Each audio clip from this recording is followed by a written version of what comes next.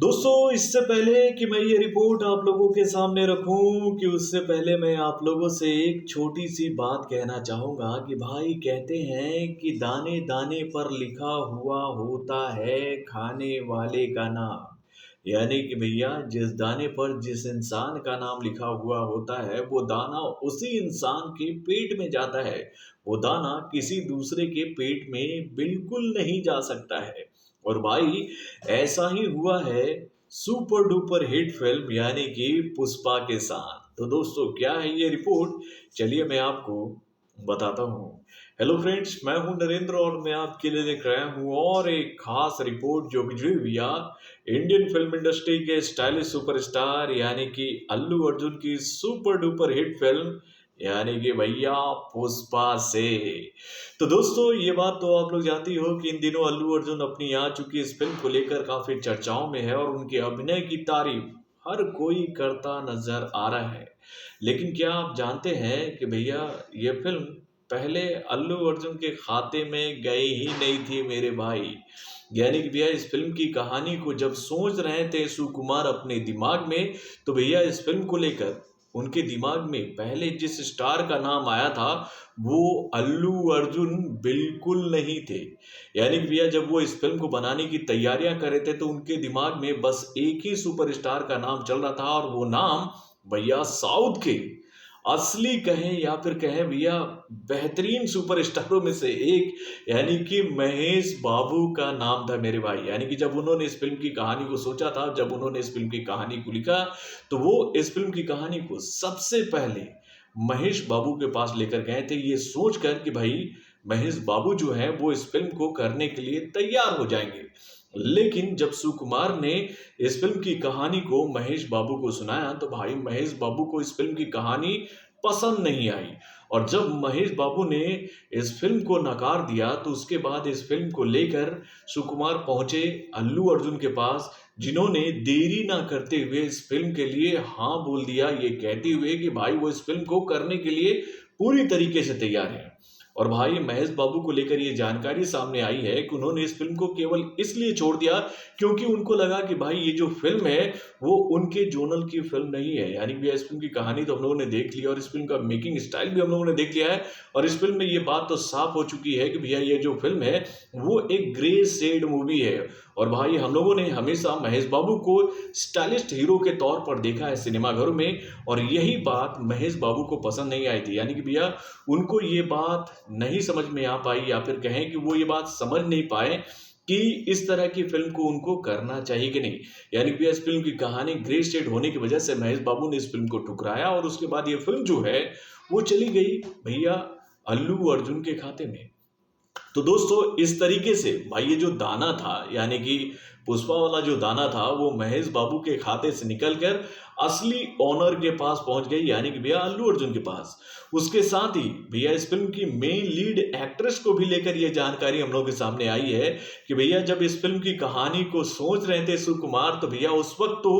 पहले तो अल्लू अर्जुन उनके दिमाग में नहीं थे। लेकिन जब उन्होंने इस फिल्म में अल्लू अर्जुन को लेने की तैयारी शुरू कर दी तो उनके दिमाग में भैया जिस एक्ट्रेस का नाम था वो नाम था समंता रूथ प्रभु का। यानी कि भैया समंता रूथ और प्रभु और उसके साथ अल्लू अर्जुन की जोड़ी जब भी सिनेमा घर में आएगी तो भैया ये हर कोई जानता है कि वो रिकॉर्ड बनाएगी। और यही सोचकर सुकुमार जो है वो इस फिल्म में समंता रूथ प्रभु को लेना चाह रहे थे। लेकिन समंता रूथ प्रभु ने भी कुछ कारणों की वजह से इस फिल्म को नकार दिया, जिसके बाद इस फिल्म में एंट्री हुई किसकी,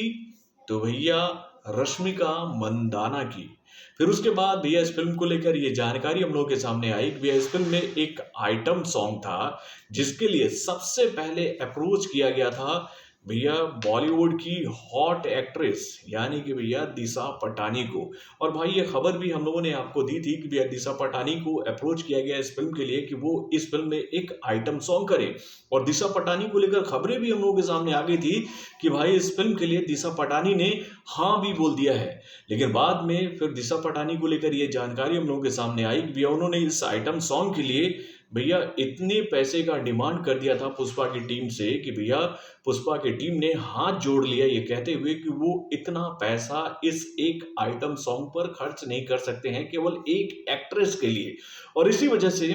दिशा पटानी जो है उस भैया आइटम सॉन्ग से बाहर हो गई, जिसे बाद में परफॉर्म किसने किया? तो भैया समंता रूथ प्रभु ने।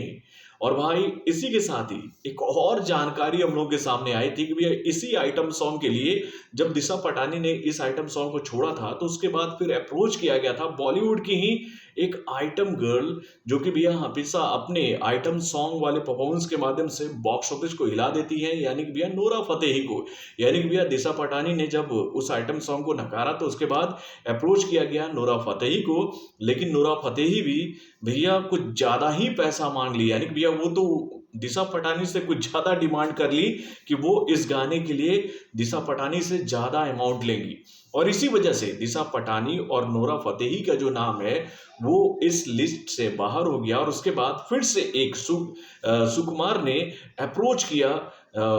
समंता रूथ प्रभु को कि भैया आप इस फिल्म में भले ही नहीं जुड़ी, आपको हम लोग पहले लेने चाहते थे इस फिल्म में एज ए लीड एक्ट्रेस, लेकिन हमारी तमन्ना है कि आप इस फिल्म में एक आइटम सॉन्ग करें। और कहते हैं कि सुकुमार के रिक्वेस्ट पर ही समंता रूथ प्रभु ने देरी ना करते हुए हाँ बोल दिया कि हाँ वो इस फिल्म के लिए आइटम सॉन्ग करेंगी। यानी कि भैया इस फिल्म को लेकर ये जानकारी तो ऑलरेडी हम लोगों ने आपको दी है कि भैया आज तक समंता रूथ प्रभु ने किसी भी फिल्म में आइटम सॉन्ग नहीं किया था। यानी कि भैया ये वो फिल्म पहली फिल्म है, यानी कि भैया ये वो पहली फिल्म है जिसके माध्यम से भैया समंता रूथ प्रभु ने आइटम सॉन्ग किया है किसी फिल्म में। और भाई उनका आइटम सॉन्ग तो लोगों को काफी पसंद आया। उसके बाद भैया इस फिल्म को लेकर ये जानकारी भी हम लोगों के सामने आई थी कि भैया इस फिल्म के मुख्य विलन के लिए भैया बॉलीवुड के बेहतरीन कलाकारों में से एक यानी कि बॉबी देओल को भी अप्रोच किया गया था। लेकिन बाद में इस खबर की खंडन खुद पुष्पा की टीम की तरफ से कर दी गई कि नहीं, बॉबी देओल को कभी भी इस फिल्म के लिए अप्रोच नहीं किया गया है। लेकिन हाँ, साउथ के ही एक बहुत बड़े एक्टर को इस फिल्म के लिए अप्रोच किया गया था उनकी फिल्म यानी कि मास्टर को देखकर। यानी कि भैया मैं बात कर रहा हूं विजय सेतुपति की। यानी कि भैया विजय सेतुपति को लेकर ये जानकारी हम लोगों के सामने आई थी कि भैया उन्होंने जिस तरीके का परफॉर्मेंस किया था मास्टर में, उसको देखने के बाद भैया जो पुष्पा की टीम है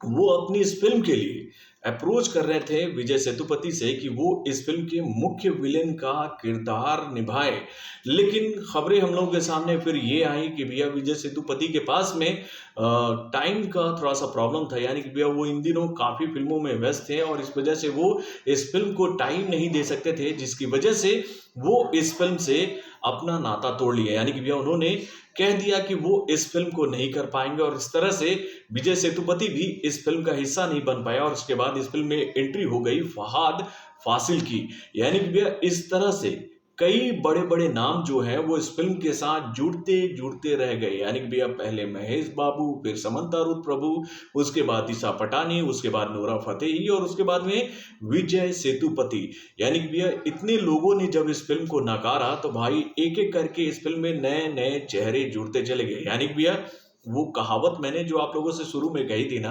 कि भाई दाने दाने पर लिखा हुआ होता है खाने वाले का नाम, और भाई एक एक करके वो सही दाने सुकुमार को मिल गए कि भैया वो सोच तो कुछ और रहे थे लेकिन भगवान तो कुछ और चाह रहे थे। तो भाई फाइनली इस फिल्म में जिनकी भी एंट्री हुई सब ने भैया बेहतरीन परफॉर्मेंस करते हुए आज पुष्पा को इतना बड़ा ब्रांड बना दिया है कि उसको देखने के बाद हर कोई यही बोल रहा है कि भाई इसका जब पार्ट 2 आएगा तो नो डाउट वो फिल्म बॉक्स ऑफिस पर धमाल मचाएगा। तो दोस्तों आप अपने कमेंट के माध्यम से मुझे बताइएगा कि अगर इस फिल्म में अल्लू अर्जुन की जगह भाई महेश बाबू होते तो क्या ये फिल्म